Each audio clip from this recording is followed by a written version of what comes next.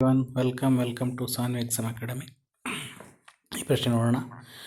ಇಲ್ಲಿ ಕೆಲವು ಹೇಳಿಕೆಗಳನ್ನು ಕೊಟ್ಟಿದ್ದಾರೆ, ಅವನು ಪರಿಗಣಿಸ್ಬಿಟ್ಟು ನಾವು ಯಾವುದು ಸರಿಯಾದ ಉತ್ತರ ಆರಿಸಬೇಕು. ಹೇಳಿಕೆ ಏನು ಹೇಳುತ್ತೆ? ಸಂವಿಧಾನದ ಪೀಠಿಕೆಯು ಭಾರತದ ಜನಗಳಾದ ನಾವು ಎಂಬ ಪದಗಳಿಂದ ಪ್ರಾರಂಭವಾಗುತ್ತೆ. ಖಂಡಿತ ಭಾರತ ಸಂವಿಧಾನದ ಮೊದಲ ಸಾಲುಗಳೇ ಇವೆ. ಸೊ ಹಾಗಾಗಿ ಹೇಳಿಕೆ ಎ ಸರಿ. ಸಂವಿಧಾನದ ಪೀಠಿಕೆಯು ಭಾರತ ಜನಗಳಾದ ನಾವು ಎಂಬ ಪದಗಳಿಂದಲೇ ಪ್ರಾರಂಭವಾಗುತ್ತೆ. ಯಾಕಂದರೆ ಇದು ನಮ್ಮ ಸಂವಿಧಾನದ ಮೊದಲ ಸಾಲುಗಳಲ್ಲೇ ಇದೆ. ನೆಕ್ಸ್ಟ್ ಕಾರಣ ಏನಪ್ಪ ಅಂತ ಕೇಳಿದಾನೆ. ಸರಿಯಾಗಿದೆ. ಕಾರಣ ಸಂವಿಧಾನವು ಇಡೀ ರಾಷ್ಟ್ರದಿಂದ ರಚಿಸಲ್ಪಟ್ಟಿದೆ ಎಂದು ಸೂಚಿಸುತ್ತದೆ.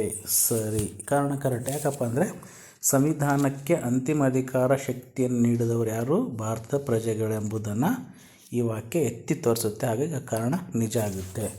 ಸೊ ಹಾಗಾಗಿ ಫಸ್ಟ್ನೇ ಸ್ಟೇಟ್ಮೆಂಟ್ ಹೇಳಿಕೆ ಮತ್ತು ಕಾರಣ ಎರಡೂ ಸರಿಯಾಗಿದೆ. ಕಾರಣವು ಆರ್, ಹೇಳಿಕೆಯು ಹೇಗೆ ಸರಿಯಾದ ವಿವರಣೆಯಾಗಿದೆ. ಇಲ್ಲಿ ಏನಿದೆ ಪೀಠಿಕೆಯಲ್ಲಿ? ಭಾರತದ ಪ್ರಜೆಗಳಾದ ನಾವು, ಭಾರತ ಜನಗಳಾದ ನಾವು ಎಂಬ ಪ್ರಾರಂಭವಾಗಿ ಮುಖ್ಯ ಕಾರಣ ಏನಪ್ಪ ಅಂದರೆ ಈ ಸಂವಿಧಾನ ಇದೆಯಲ್ಲ, ನಮ್ಮ ಭಾರತ ದೇಶ ಸಂವಿಧಾನ ಯಾವುದೇ ಹೊರಗಿನ ಶಕ್ತಿಯಿಂದ ಅಥವಾ ರಾಜನಿಂದ ಹೇರಲ್ಪಟ್ಟಿದ್ದಲ್ಲ. ಬದಲಾಗಿ ಭಾರತದ ಜನಗಳಾದ ನಾವು ನಮ್ಮ ಪ್ರತಿನಿಧಿಗಳನ್ನು ಆರಿಸಿ ಅವರ ಮೂಲಕವೇ ರೂಪಿಸಿಕೊಂಡಿರುವಂತಹ ಸಂವಿಧಾನ, ಹಾಗೆಯೇ ಅರ್ಪಿಸಿಕೊಂಡಿರುವಂಥ ಸಂವಿಧಾನ. ಹಾಗಾಗಿ ಇಲ್ಲಿ ಕೊಟ್ಟಿರೋ ಹೇಳಿಕೆ ಮತ್ತು ಕಾರಣ ಎರಡೂ ಸರಿ. ಆಮೇಲೆ ಹೇಳಿಕೆ ಕಾರಣ ಇದನ್ನೇ ಕಾರಣವು ಹೇಳಿಕೆಯನ್ನು ಸರಿಯಾಗಿ ವಿವರಿಸುತ್ತೆ. ಓಕೆ, ಈ ಪ್ರಶ್ನೆ ಬಗ್ಗೆ ಏನೋ ಡೌಟ್ ಇದ್ದರೆ ಖಂಡಿತ ಕಮೆಂಟ್ ಮಾಡೋದನ್ನು ಮರಿಬೇಡಿ.